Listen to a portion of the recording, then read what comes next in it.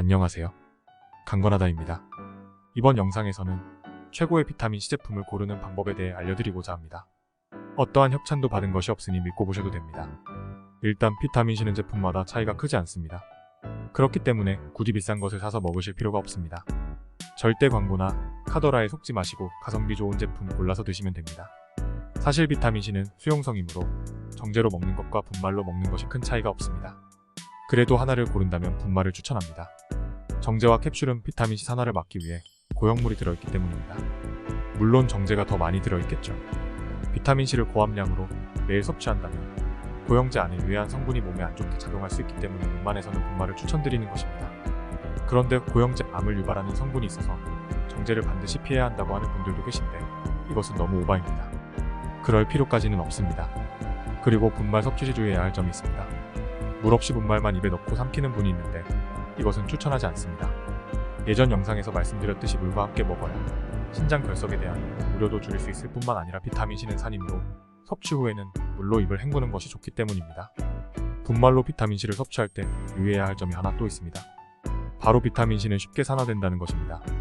그렇기 때문에 빛과 공기에 노출해서는 안 되는 것입니다. 여기서 빛은 형광등 불빛도 해당됩니다. 냉장 보관할 경우에도 습기에 노출되어 산화될 수 있으므로 외부 상온에 보관하는 것이 좋습니다.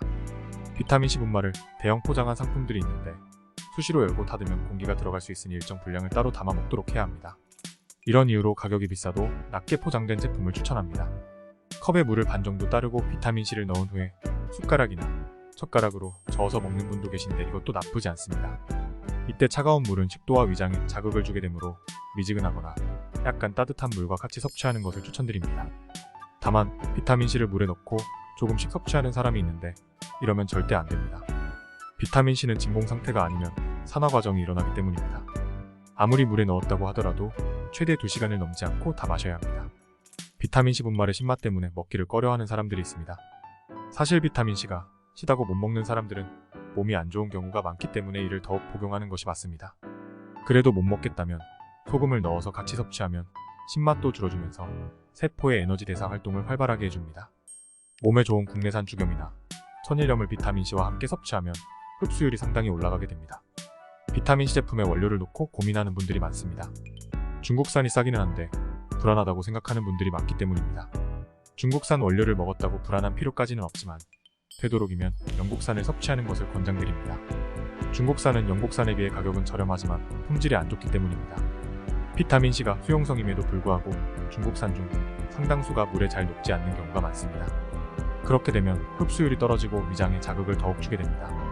참고로 알약으로 제조되는 원재료의 다수가 중국산인 경우가 많으니 중국산을 먹지 않으려는 분들이 잘 따져보시기 바랍니다. 지금까지 비타민C 제품을 고르는 방법에 대해 알아봤습니다.